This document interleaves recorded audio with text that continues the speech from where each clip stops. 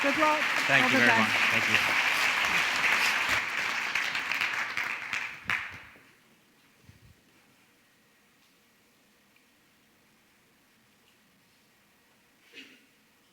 Do you remember the TV program Stars in Their Eyes, where Matthew Kelly would introduce guests who pretend to be somebody they were not by impersonating a famous singer? Well, I had a dream recently. I was on that program. It was absolutely amazing until I realized I can't sing. So, Matthew, I'll tell you who I'm not going to be tonight. I'm not going to be gay. Madam Contest Chair, Toastmasters, and guests. Now, you might be thinking, Jim, you can't say that. It's not politically correct. But you see, when I was growing up, gay meant to be happy and carefree. Someone who was gay in those days was called a poof. In fact, people would say, he's a poof, rather like, he's a paedophile. And there wasn't much distinction in most people's eyes. I was working in an exclusive department store when John, a very good friend of mine, came to me and said, Jim, I have something to tell you, and I don't know really how to put this, but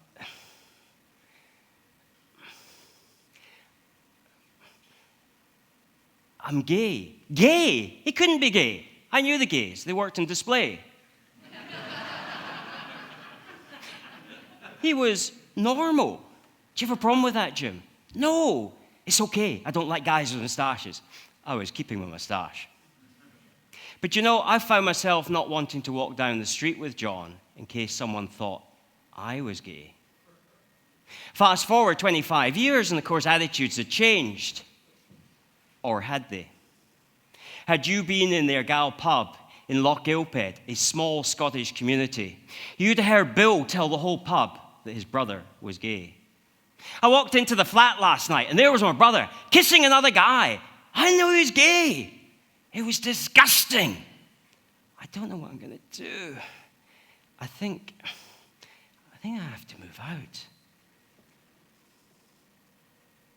See, Matthew, the other guy in that flat was me.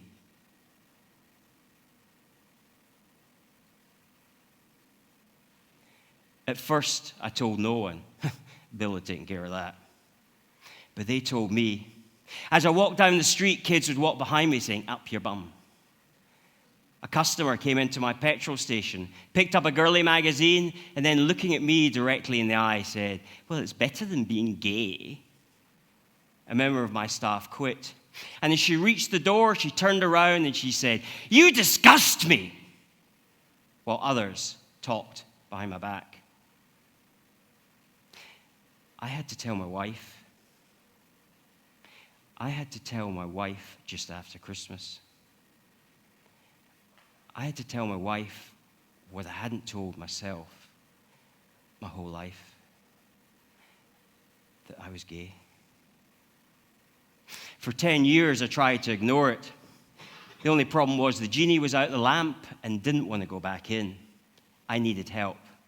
And I found help from Mary, a counselor, who took me through a 3-step process, which, when looking back, is something that we can all benefit from as we meet life's trials, tribulations, and challenges.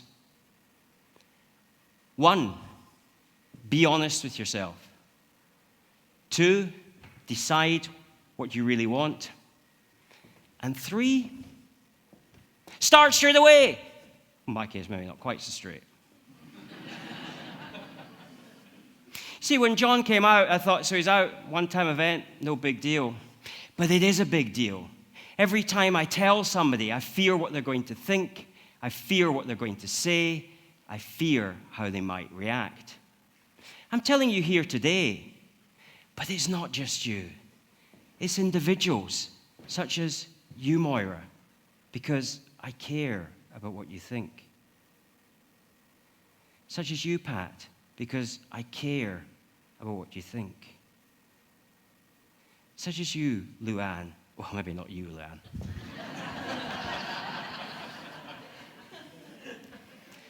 But you see, it still wasn't working, and here's why. Do you ever find intellectually you get something, but your actions tell you differently? Imagine you're on a diet, and I offer you a piece of cake. Intellectually, you know you shouldn't have that piece of cake, but you take it anyway. Or ladies, what about those shoes that are on sale? Just begging at you to buy them.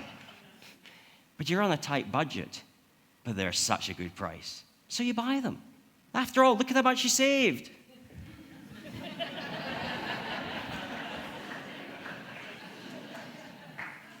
But what if your denial is alcohol or gambling or worse than that? So often we blame others when it is too painful for us to accept responsibility. I had been blaming society for not accepting me for who I was, for thinking that I was gay, yet society had changed, and now I needed to change. When I finally changed, so if you blame me for offering you a piece of cake and you take the cake, then you're not accepting responsibility. If you blame the great price on shoes and you buy the shoes, you're not accepting responsibility. When I finally accepted responsibility, my life changed. And I was able to create a new life for myself, one full of love, joy, and happiness for everyone concerned. Last summer, my wife remarried and has a loving husband. Last summer, I remarried and have a loving husband. Last summer is the second anniversary of me implementing Mary's 3-step process. For 20 years, I had blamed others. When we blame others, nothing changes. When we accept responsibility, everything changes. Do you know someone who's not being honest with themselves? Because Matthew, tonight, I'm going to be me. Madam Contest here.